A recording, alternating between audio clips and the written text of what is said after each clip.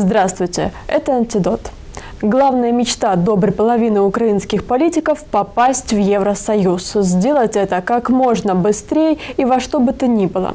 Для ее осуществления они готовы на все – исполнять любые приказы западных эмиссаров, проводить какие угодно реформы, согласовывать с ними изменения в законодательстве, даже идущие вразрез с Конституцией Украины, подписывать не просто невыгодное, но и откровенно опасное с экономической точки зрения соглашение об ассоциации. Делается это, как они утверждают, не корысти ради, а исключительно для блага державы, для того, чтобы наша страна вышла наконец из затяжного экономического кризиса, окончательно попрощалась с проклятым, по их мнению, советским прошлым и, наконец, зажила хорошо, сытно, комфортно и весело. Всех, кто ставит под сомнение этот евромандраж и указывает на реальные проблемы, которые возникнут у Украины в результате форсированной интеграции с ЕС, европришибленные тут же обвиняют в том, что те продались в Москве.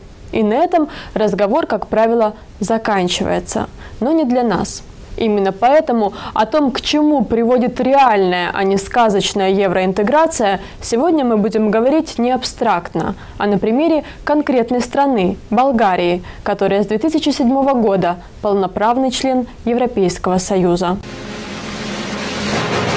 Житель Болгарии Димитр Здравков призывает всех желающих узнать, как на самом деле живется Болгарии в Европейском Союзе, приехать в его страну. Только не на отдых, чтобы ходить по набережной от ресторана к ресторану. Это всего лишь гламурная маска, парадный фасад. Возвращаешься ты домой вечером, включаешь телевизор и видишь одни и те же идиотские шоу и бесконечные отупляющие турецкие сериалы с перерывами на рекламу. Рекламу смотреть хорошо. Идет реклама красивой жизни, идет реклама Евросоюза, все счастливы, у всех радостные лица. Заканчивается реклама, ты оглядываешься по сторонам и видишь, что все опять то же. Те же мрачные стены, те же люди вокруг, а счастливая жизнь где-то далеко не достать. Кажется, вот оно, достать рукой. Можно купить машину, залить полный бак бензина и рвануть на Средиземноморье, в Италию, в Испанию только захотеть. Вот только средняя зарплата твоя 300 евро, из которых 100-150 коммуналка, и даже если есть у тебя машина, одной заправки на такие деньги не хватит далеко уехать. Да, мы вошли в Евросоюз, только Евросоюз не вошел в нас, отмечает Димитр Здравков. У нас осталось то же самое коррумпированное правительство, те же самые продажные чиновники, помноженные на жесткие нормативы, правила, методики Евросоюза. Мы оказались уничтожены, раздавлены Евросоюзом. Да, они выдают нам какие-то транши на развитие, но куда деваются эти деньги, никто не знает. Все оседает по карманам чиновников, и даже если куда-то доходит, то только под своих и на свои проекты. Если у тебя нет крыши в госадминистрации, твой бизнес обречен. Бездарное правительство набрало кредитов у МВФ, который начал диктовать свою новую экономическую политику. Были навязаны жесткие условия, которые в итоге разрушили экономику страны. Методично сначала была уничтожена вся индустрия, за бесценок приватизировано все, что только можно, и порезано на металлолом. Полностью уничтожено все сельское хозяйство. Да, нам разрешили заниматься животноводством, но поставили свои мизерные закупочные цены, которые нас разорили. И так во всем. Страна целиком зависит от импорта. Разрушена система высшего образования. Наплодилась масса нерейтинговых вузов, которые за мзду выдают дипломы о высшем образовании. Все, что мы можем предложить на экспорт, это только дешевую, неквалифицированную рабочую силу. В Болгарии катастрофическая демографическая ситуация. Население упало с 9 миллионов до 7. Это страшнее любого геноцида. Молодые пары перестали рожать детей. Кто может, уезжает. Идет разрыв поколений. Огромное количество людей работает на Западе. Детей растят дедушки и бабушки, дети не видят родителей. Вот цена, которую Болгария заплатила за Евросоюз. Мы хотели другой жизни, но не такой. Нас жестоко обманули. Нас втянули в этот Евросоюз, не спрашивая людей. Нас поливают западной пропагандой. Мы надеялись, что, вступив в Евросоюз, жить станет легче. Нет, жить легче нам не стало. Жить стало просто невыносимо. Дарья Асламова в статье «Болгария. Как вы там без нас, братья-славяне» отмечает, что этой зимой в стране случилась просто эпидемия самосожжений. 6 болгар добровольно расстались с жизнью таким мучительным способом. Самым известным был, пожалуй, случай с общественным деятелем Пламеном Горановым, который превратил себя в живой факел перед мэрией города Варна 20 февраля этого года.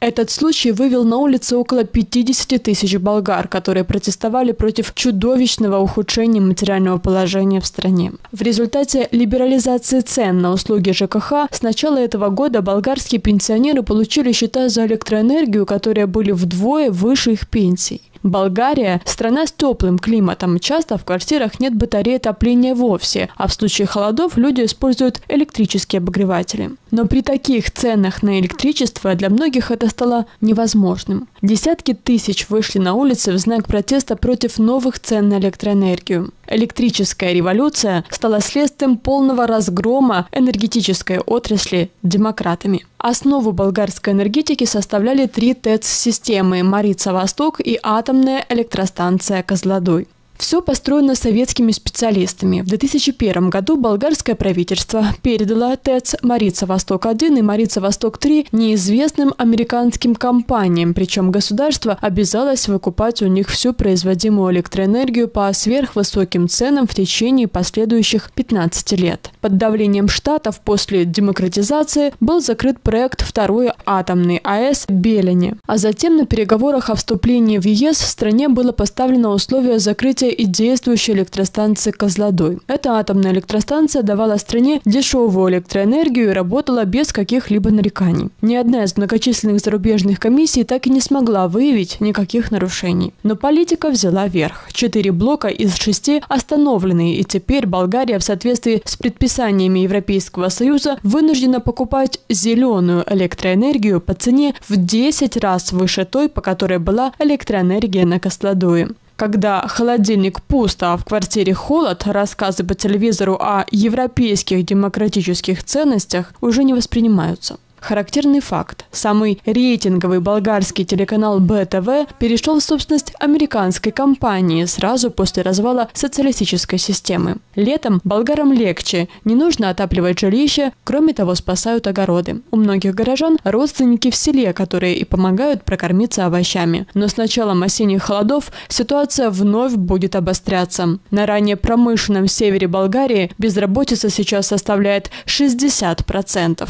Страна стремительно стареет. Молодежь, видя безвыходной ситуации, массово эмигрирует. За постсоветские годы из 9 миллионов 2 миллиона уже покинули страну. Там есть даже анекдот. У Болгарии есть только 2 выхода из кризиса – терминал А и терминал Б. По уровню рождаемости Болгария вышла на показатели годов Второй мировой войны. Да и этот показатель дает в основном миллионная цыганская диаспора. По мнению некоторых болгарских публицистов, сейчас в стране ситуация даже хуже, чем во времена 500-летней турецкой оккупации. Если тогда болгар объединяла национальная освободительная идея, то сейчас падение уровня жизни сопровождается моральным разложением общества. В советские времена между Болгарией и Советским Союзом сложились де-факто колониальные отношения. Вот только колонией добровольно стал Союз, а метрополией – Болгария, которой был гарантирован рынок сбыта для любых ее товаров и которая в обмен на лояльность получала почти бесплатно любое стратегическое сырье. В стране 86% промышленности было ориентировано на экспорт в СССР, и после предательства Горбачева ее экономика полностью обанкротилась. Теперь она лежит в руинах, и никто из европейских партнеров ее восстанавливать не собирается. В Болгарии и других постсоветских странах стали внедрять бесчеловечную теорию экономического дарвинизма. Ее суть заключается в отказе от любых форм финансирования государством социальных программ и вообще перевод современного цивилизованного общества в режим дикого естественного отбора. Такой подход государственной экономики был категорически неприемлем в странах Западной Европы и США. Но наивным новым европейцам рассказали, что только так можно построить общество всеобщего благоденствия. Был даже придуман специальный термин – шоковая терапия. В Болгарии подобные эксперименты проводил известный праворадикальный экономист Ричард Ран из Вашингтона. Болгары вместе с другими славянскими народами стали, по сути, лабораторными мышами для правоконсервативной обещанной экономической утопии. В 2001 году премьер-министром Болгарии был избран немец, выпускник американского военного колледжа Симеон Саксон-Кобург-Готский. В годы его правления была развернута массовая распродажа Болгарии. Также одним из первых он провел закон о реституции, благодаря которому переоформил на себя дворец в столице и обширные земельные владения. Электрораспределительные сети были выкуплены чешскими, австрийскими и немецкими компаниями. Горводоканалы были приватизированы и перешли французским компаниям. Добыча медной руды отошла бельгийцам. В Болгарии имеется золотой рудник Челопеч. Он был продан компании, которая зарегистрирована в Канаде, за $2 миллиона.